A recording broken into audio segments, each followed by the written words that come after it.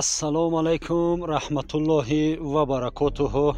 тамошобинони азиз, сайёҳат омадем ба диҳаи Сариғоре ки солҳои 90-уми асри гузашта ба як ахбори омма табдил ёфта буд. 13 июли соли 1993 тахминан соатҳои 3-4 шаб ба дидвонгоҳи сарҳадии 12-ум гурӯҳҳои силоҳбадаст ҳуҷум мекунанд. дӯстои азиз, дар ин замин, дар ин хок бародарони зиёде кушта шуданд аз ҳар ду тараф. чӣ қадар ҷавононе ки он вақтҳо 18-20 сола буданд дар инҷа хуни онҳо рехта шудааст, шаҳид шуданд ва чӣ қадар ҷонбозиҳо карданд, чӣ қадар қаҳрамониҳо нишон доданд. он бародаронеш ки муъмини мусалмон буданд дар инҷа гузашта шуданд. дуо мекунем ки худованд рӯҳу арвоҳашон шод боша ва омӯрзаи худои таоло бошанд. ва он нафароне ки маъюб шуданд, дасту пои худа аз даст доданд, чашми худа аз даст доданд ва муҳофизати сарҳадоти ватана бигем идома доданд, истодагарӣ карданд ва хати сарҳада партофта нагрехтанд. мо аз онҳо ташаккурӣ мекунем. дигар дӯстои азиз, ягон маълумоти дақиқ оиди ҷанги дидбонгоҳи сарҳадии Сари ғор ё ин ки диҳаи Сари ғор шахсан ман надорум. дигар чизе ман аз худ илова карда наметавонам. ва инак баъди қариб 30 соли хунрезиҳо мо қарор дорем дар диҳаи Сари ғор ва мерем якҷоя аз он ҷоҳое ки ҷангҳо гузаштанд тамошо мекунем ва ҳамроҳи шумо суҳбат мекунем. бори дигар вақти шумо ба хайр боша бинандаҳои мо. қарор дорем дар мавзеи уғундара атрофи диҳаи Сари ғор. вақтам дӯстои азиз хӯроки нисфирӯзӣ шудагай.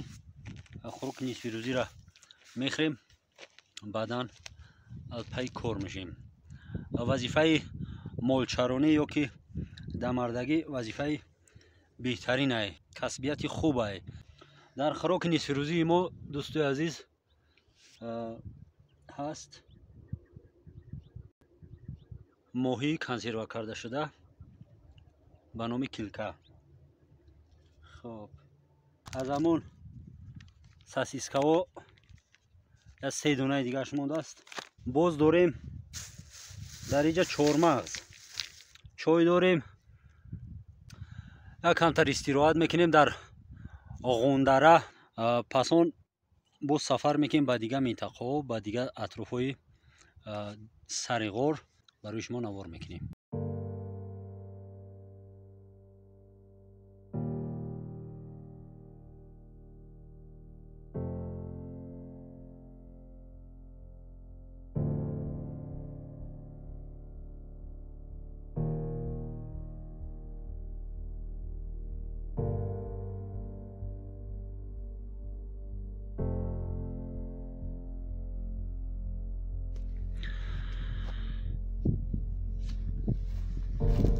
хӯроки нисфирӯзиро мо хӯрдем, халос кардем бародаро. ҳозир ҳаракат мекунам ба болои ҳамун тепара. дар ҳамун болои тепа як дидбонгоҳе будааст дар давраҳои пеш аз ҳуҷум ва тормор кардани дидбонгоҳи сарҳадии 12-ум, маъруф ба заставаи 12. дар бораи ҳамин застав филм бардоштагиян. фикр мекунам ки амура бархе аз шумо тамошобино дидагӣ бошед. хоб заставаи 12-ум 13 июли соли 1993 аз тарафи сарҳадшикано ҳуҷум карда мешавад ва застава ба тамоми дороиҳое ки дошт куллан аз байн меравад. 28 нафар сарбозову ҳамон афсаро кушта мешаванд ва аз байн бурда мешаванд.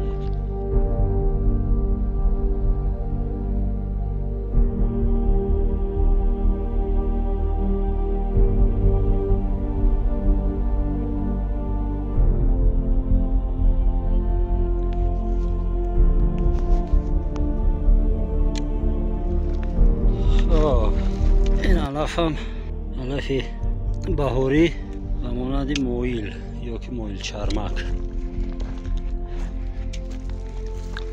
خب دوستای عزیز، این نشانی فکر میکنم خطر، نزدیک نمیریم.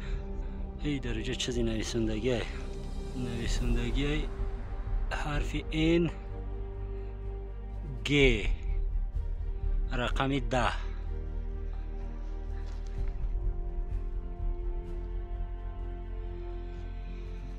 این گ رقم 10. خب متخصص سوها نیستم دوستای عزیز، نمیدونم. به هر حال رنگ سرخ در همین تخته، رنگ سرخ نشانه خطره. هم قدرش هم میدونم، یعنی ممنوع. پیش نمیریم، روی خودمون ادامه میتیم. در اینجا باز یک از همه آهنو زدگی قریب که ما پا روش را مونده بودم. اما خیلی دوستو عزیز، با همون خاطر میگه ما شما دا گوش زد میکنیم که هنگام سیاحت اومدن به سر غار از احتیاط کار بگیرین، چون که سر هر قدم گذاشتن به شما خطر تهدید میکنه. میتونه که یک قدم ناجای شما یا که ما را یک عمره از اعضای بدنمون، دست، پا، چشم، سر، یک عمره خلاص کنه از اعضاهای بدنمون، یا اینکه یک باره خودمون از دنیا خلاص کنه. من در اینجا باقی مانده از موشک های استفاده برده شدگی. ما نزدیک شدیم به بالای تپه. هر قدری که نزدیک میشم به همین دیدبانگاه، همون قدر یک هیجان یا بگیم یک اضطراب یا ترس هم بگیم خطا نمیکنیم، وجودم را فرو میگیره. با همون خاطر با احتیاط، با هوشیاری تام حرکت میکنیم به همین دیدبانگاه. الان ما نزدیک کردیم. ایرا ببین. خب همه جا بسیار از زمین باقی مانده تیرهای پلیمیوت، پیکا، پلیمیوت کلاشنیکوف. خب در این همواری اون خط مدافعی بدهگی اکوب. ایربی خطر هم باشد، توکل ما به خدا. شما به مثل ما توکل به خدا نکنین. به هر حال ما در صف ارتش هم خدمت کردگیم، باز معلومات هم اوید یراق اسلحه ها داریم، چون که در همون زمان جنگ شهروندی به وی رسیدیم. هرچند خورد بدیم لیکن همون یراق اسلحه ها را از یاد میدونیم. خب نزدیک میشیم دوستای عزیز. اینا در دستی ما از همون چی میگن گیلزه های اتومات کلاشنیکوف 545 قطرش، قطری همین گیلزه 545 اتومات کلاشنیکوف.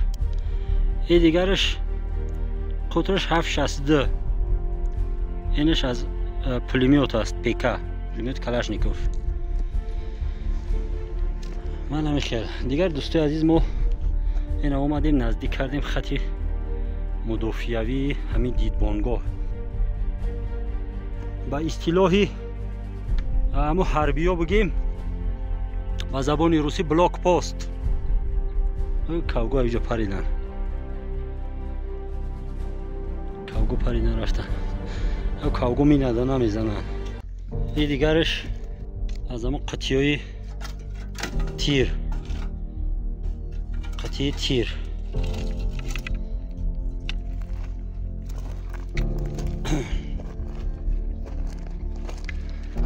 اینا همون خط مدافعی یا با قول دیگر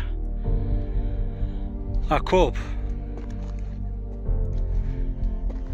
نگفتن امانا برادرای عزیز، در این سرزمین، در این موضع چقدر جنگ های شدید شدگی است، چقدر جوانا جان خود از دست دادگی اند.